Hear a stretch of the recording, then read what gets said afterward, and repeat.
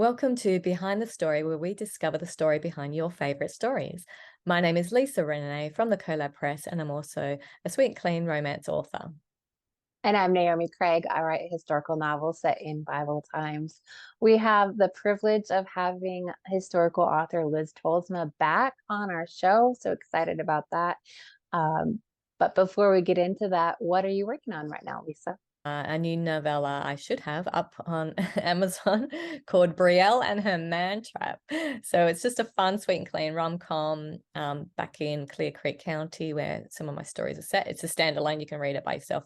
But yeah, it's just a bit of fun because it's set in a small town where there aren't any eligible bachelors, the good kind. So Brielle is setting up a man trap and she gets the help of Mrs. Baxter. And I don't think Yay, that's Mrs. really a good Baxter. idea. She believes Mrs. Baxter when she says, how she got this couple together and this, and she's really Oh, great at it. goodness. And so Brielle's getting a little bit desperate. And yeah, so it's the Bachelorettes of Clear Creek. It's a spin-off series from the Bachelors of Clear Creek. So it's just lots of fun. There's always a good message in there. We do address some stuff like mental health and healthy relationships and things like that. But it's always set with lots of fun and silly situations, but it's just a good break from life and just to get into another world and have a laugh, I hope. But other than that, yeah, just doing some other projects in the background and yeah. But Naomi, what are you up to? I hear you're planning to do a few things in the historical Yeah, fiction. so I am getting ready to start audio recording. My first one will be on Desolate Heights, and then I'm just gonna lead into Rahab's Courage and Ezekiel's Song, and then my upcoming one. So I've got several little things that need to be checked off, but I'm excited about that and cleared out my closet or working on that. So now I got to drape blankets everywhere and kind of create a soundproofing room.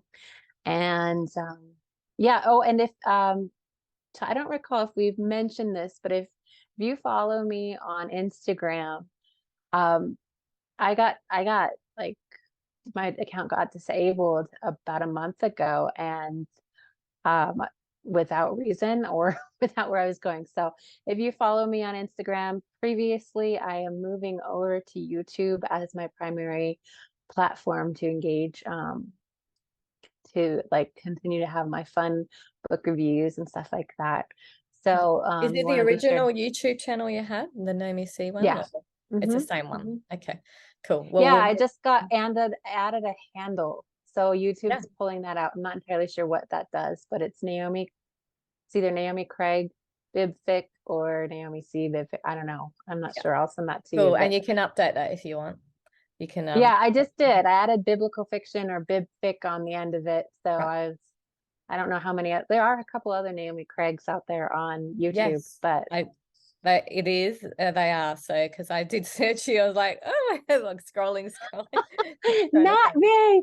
Yeah. So we'll get that actual handle Yeah. on there. We'll So have to yeah, put the that'll be a link and yeah. subscribe to Naomi's. If you like historical fiction, she's great, really bite-sized book reviews with 5 points, and it's really good. A good way of getting a book Yeah, review so out. it's actually depending on how I'm reading, but it might be others.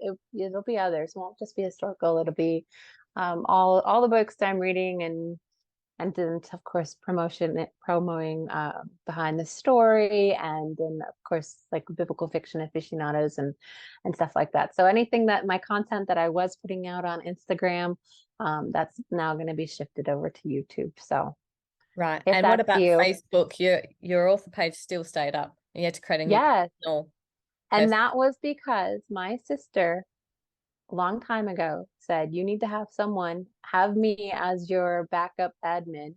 And so thank God she had said that. So listen to your sister, people. This is all I'm telling you. Ah, so Uh, your author Facebook was because of it was stayed on because because of she she's was still there, alive.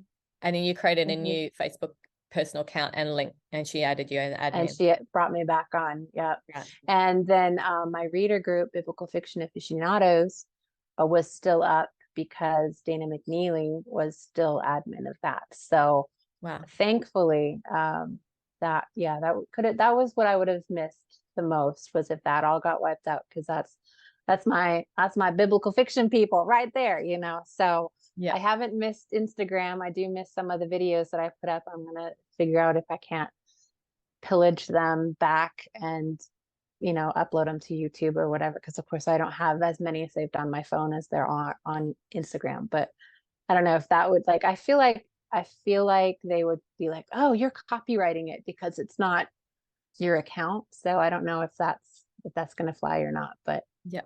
So you got no access to that Instagram anyways. Yeah. mm-mm. And Nope. you're like, I'm over you now, Instagram. You did that. Yeah.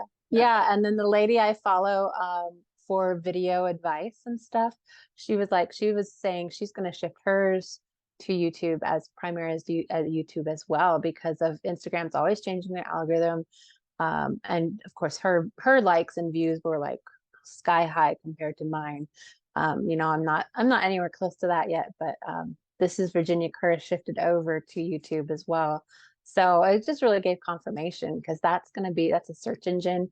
You're going to be able to find it. If you follow it, it's going to show up somewhere in there and you can still search for it. Whereas Instagram, it's like, today, yes, it'll go in front of the people you want to go in front of, but like it's hard to keep up Yeah. with all that. It's a So lot of work for, what's the results.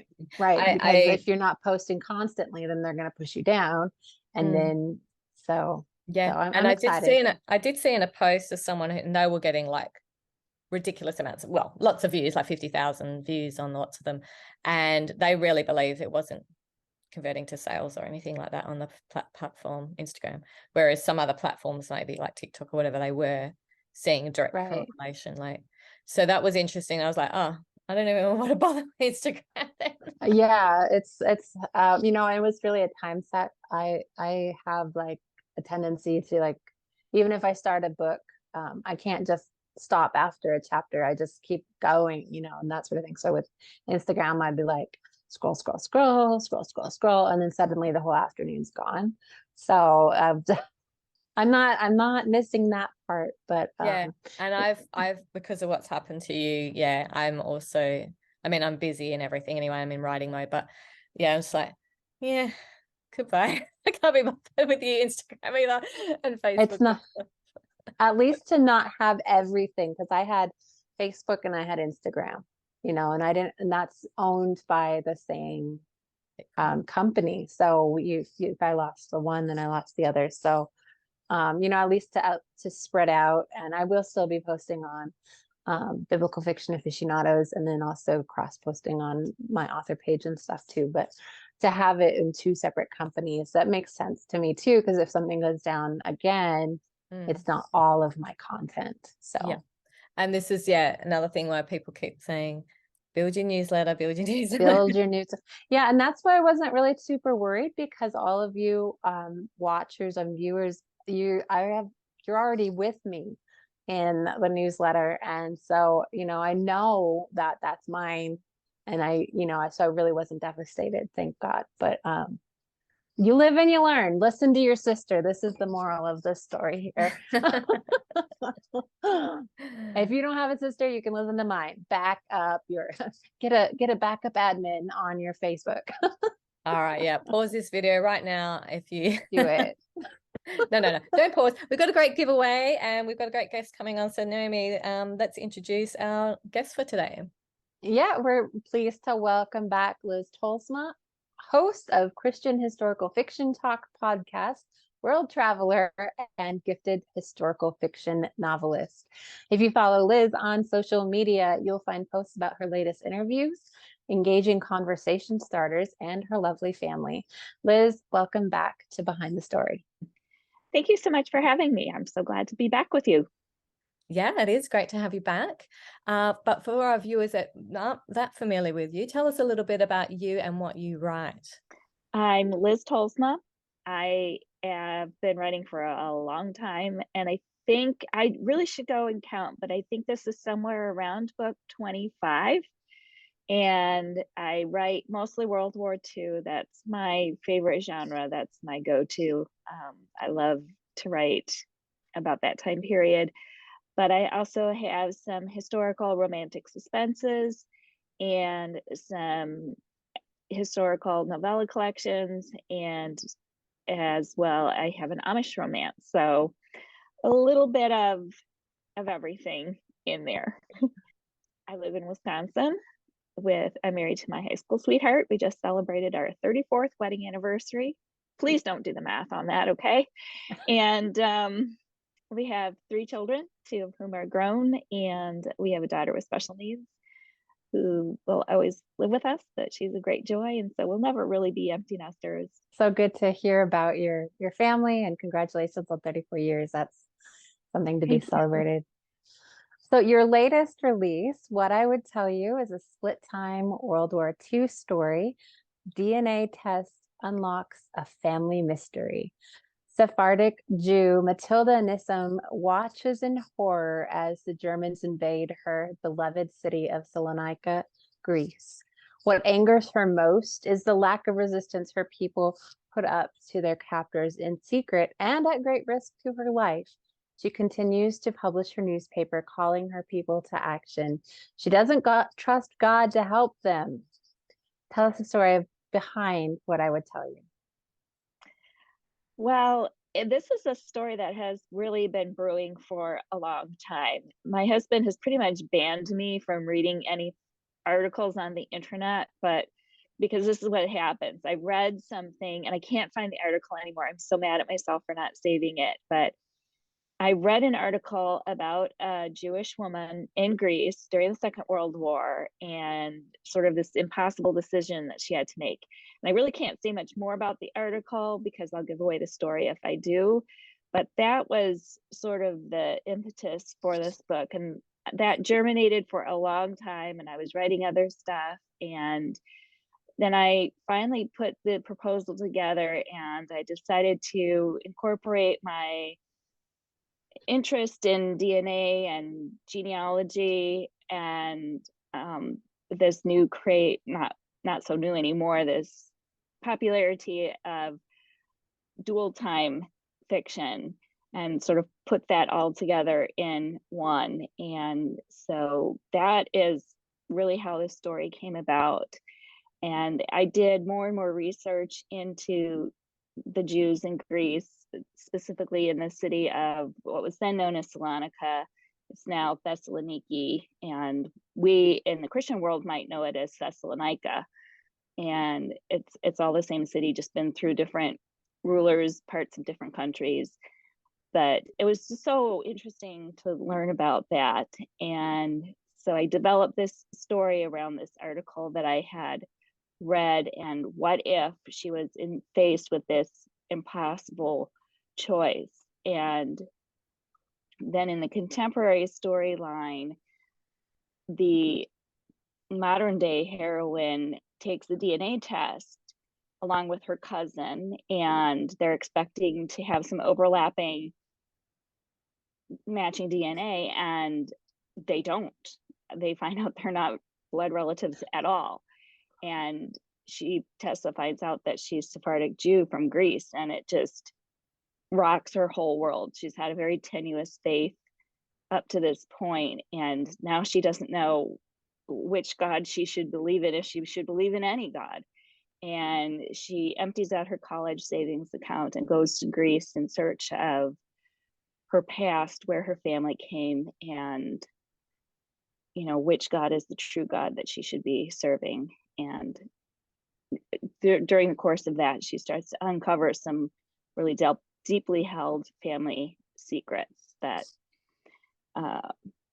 So that's the book, and I got to travel to Greece to do the research for it. So that really helped to solidify both the historical and the contemporary storylines. I just got a feel for the city and what it must have been like. I visited a lot of the places in the book, both in the historical timeline and the contemporary timeline, a lot of the Jewish sites from during World War II, which was really interesting. The train station, the ghetto, the square where they rounded up the Jews, the old Jewish cemetery, things like that. So super interesting, and just really, I came away with my wheels were spinning and I was just ready to sit down and write what I had seen and experienced.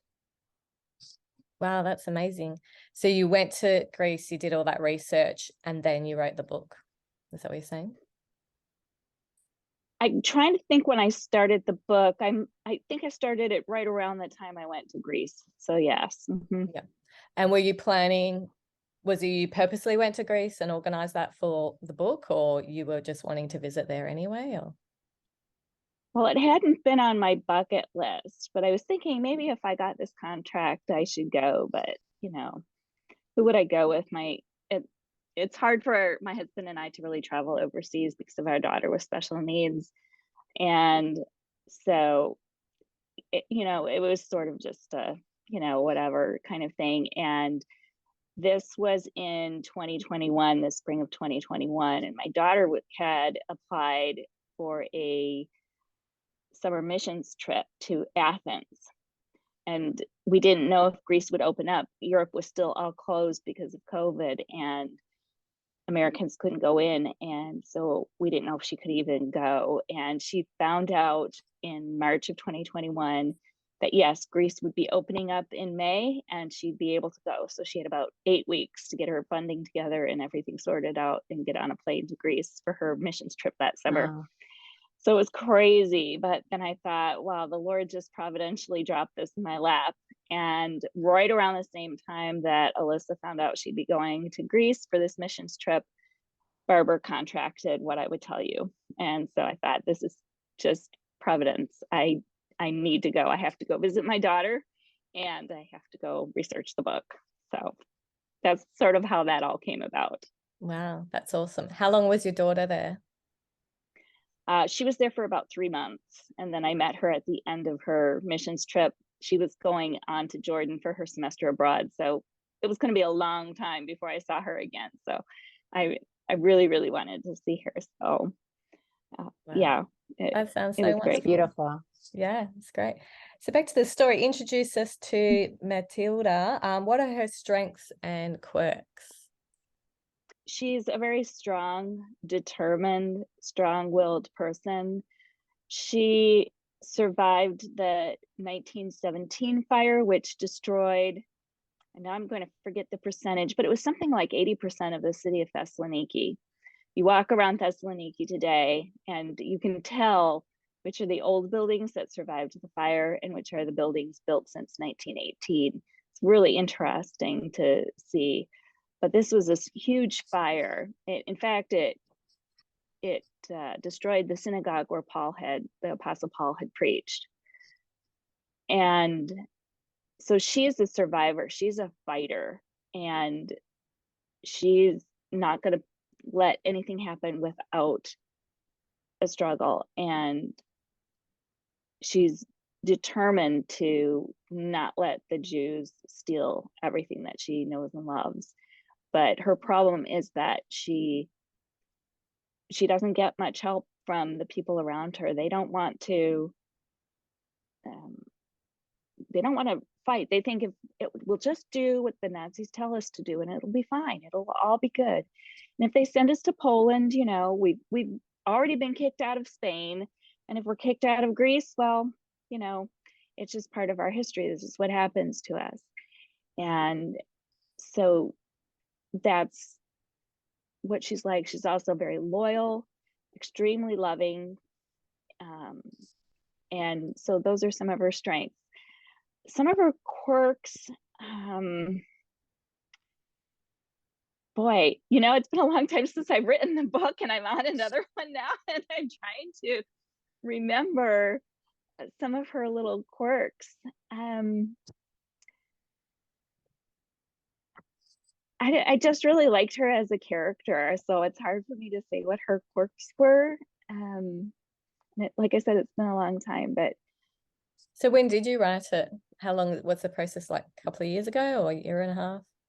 Yeah, about a year and a half ago. So yeah, it was a while ago, and yeah, I've had several other projects in between there.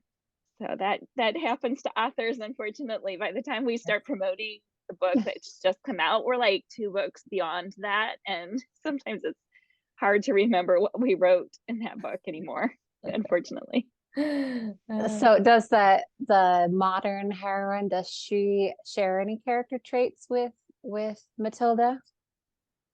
I think she comes to share some character traits with her. They're both survivors, they're both strong people, but Tessa doesn't stand up for herself very much in the beginning, and she sort of just goes along with the flow. So when she decides to go to Greece just on a whim, this is really out of her comfort zone for her, and she has to learn how to stand on her own 2 feet and how to get around, and how to stand up for herself, really. So she really grows a lot through the story and becomes a lot like Matilda. When she's there, she goes to the Jewish Museum of Thessaloniki, which I also got to visit. And in the story, the curator gives her a diary written by a woman who was in the city during the war.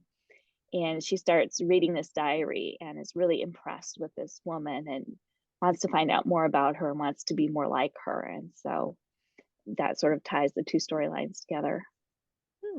Wonderful. Okay, so in the middle of our show, we do a midpoint question. Naomi, would you like to come up with a question for our viewers and subscribers?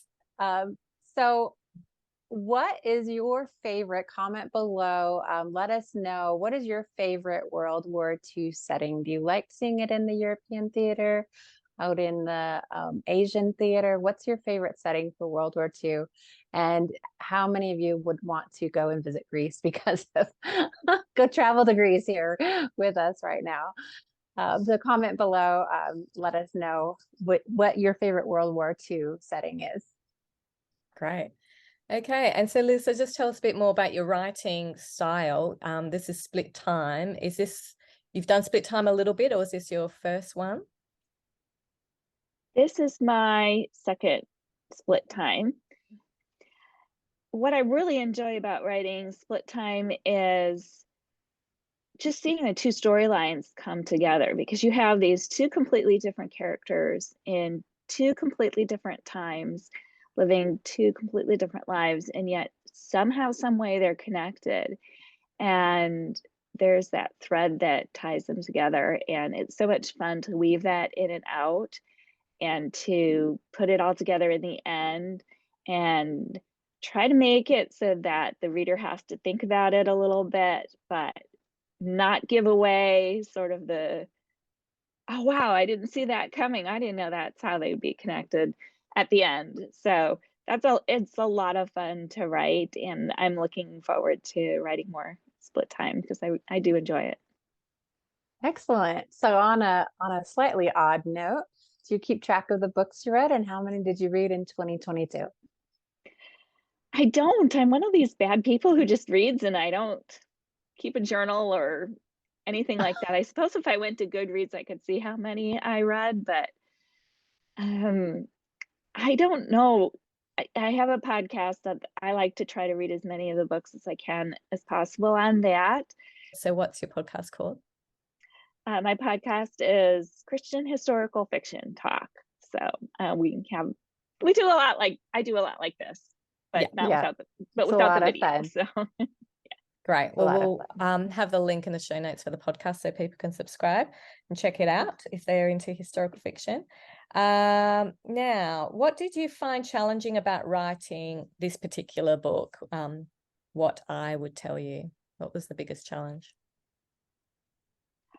There are several challenges. The first is that Greece was such a different setting for me. I'd written books set in Europe before, but it was the Netherlands, it was Germany, even France. I felt like I knew those cultures pretty well. Some of them are my own cultures, some are my husband's cultures. So I felt like I understood those people a lot. But Greece, I really had no idea what people were like, what the country was like, what the customs, all that kind of stuff. So that was a real challenge, was to write a really different setting than I had ever attempted before. And writing a contemporary heroine is not the easiest. I am much better at writing historic heroines for some reason. And so I'm working on getting my contemporary heroines to be better and stronger. The very first one that I wrote that will never see the light of day, that was all contemporary, she was just way too mean and way too snarky. And so I've had to tone it down, and so I'm learning, but a contemporary time or storyline is still kind of difficult for me. So writing is known as an isolated endeavor. Do you prefer kind of being a lone ranger, or do you like interaction with other people as you're writing? I was one of these that when they quarantined us all and told us all to stay home and that, I was like, fine, fine by me. I'm a homebody, but I have found that I do need interaction. So I like coming on podcasts like this and talking to you ladies and talking to everybody. It does get me from behind my computer, which isn't healthy to always be sitting behind that and just being completely alone with your headphones on all the time. From time to time, you have to come up for a little air and interact with the world. So definitely. I mean, I love, the podcast and the YouTube channel. Like, that's a great way to connect with the authors around the world and be inspired. And you're doing this journey together. So do you film on, is it just audio, or do you do a YouTube as well? I do just audio. Do you see the person? Do you record and see the person? Sometimes we see each other, sometimes we don't. It just depends on the state of makeup that day and how far I've gone. I don't always look like this. Sometimes I look worse. Great. So what is something people might be surprised to learn about you, Liz? I get this question a lot. And so I have to keep coming up with things that people are surprised about me, because I've given away a lot of my secrets already. It's okay. They probably forgot what we said last time. It's fine. No pressure to be too exciting. Boy, I don't know. What would people be surprised to know about me? That's a tough one. I don't know. That I pretend to be organized, but I'm not really. Everything around me looks nice and neat right now, but there's a sheet behind me. You don't want to see what's behind that sheet. And if I turned my camera around, you wouldn't want to see my desk. My husband was down here using the desk right before Christmas, and I am sure he about had a heart attack with all the papers spread over. And then he started moving things. I'm like, no, you can't, because this looks like a mess, but I know where everything is, so don't touch it. Oh, definitely. I can relate to that. Organized chaos. Right. I work very well in that environment. And that's why I have a screen behind me, a blue screen, so the green screen, whatever you call it. Yes. That's funny. Okay. So true. So what's coming up next? You said you're already deep in the throes of the next one. What's coming up next for you? I am. I can finally announce this. It's been in the works for a while, but I signed a contract earlier this week with Barber Publishing. And if you actually look at the spine of what I would tell you, the paperback, it says book 1. And that is because there is another book in the Echoes of the Past series coming out in February of 2024. So super excited for that one. It will be another split time. It will deal with a surprise in somebody's genealogy and DNA. And this one is going to be set in France during Second World War in far southwestern France. So for all who were wondering what in the world I was doing in France in October, that is what I was doing there. So I love it. You've got like such a good plan. Like, hey, I think I need to go travel. Hey, I'll write a book about that's a good plan. I need to write a book in France, so that's my next trip. I'm going to go to Greece. I do it the other way around. I think sometimes I just watch all these YouTube videos, and then you're inspired to want to actually visit there, and then you're like, oh, I actually did a pretty good job with this.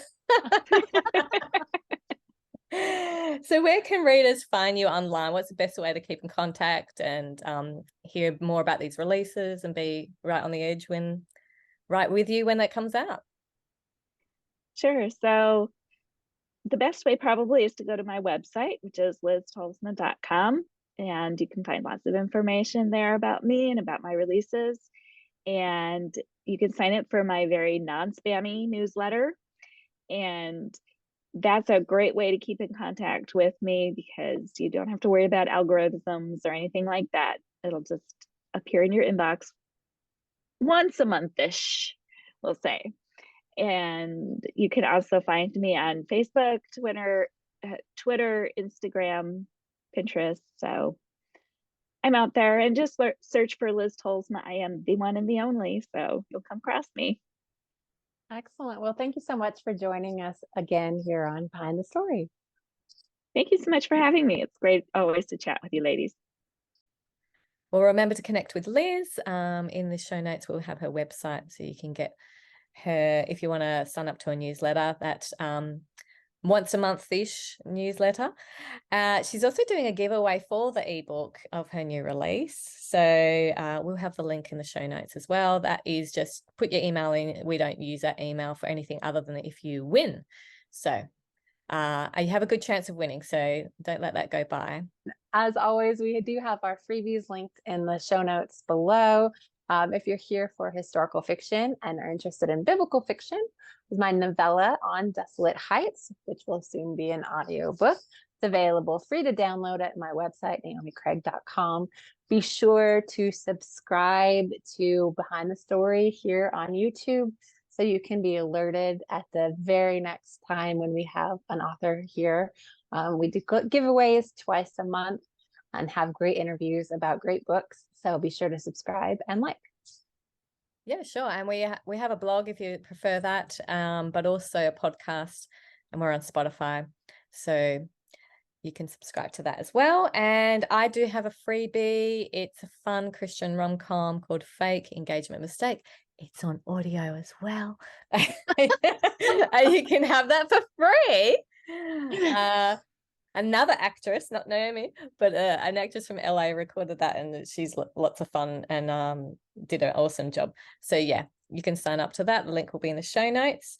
Coming up next, we welcome Laura Thomas to the show. Thank you for joining us on this edition of Behind the Story. Until next time, let us run this race with endurance, looking unto Jesus, the author and finisher of our faith. We'll see you next time.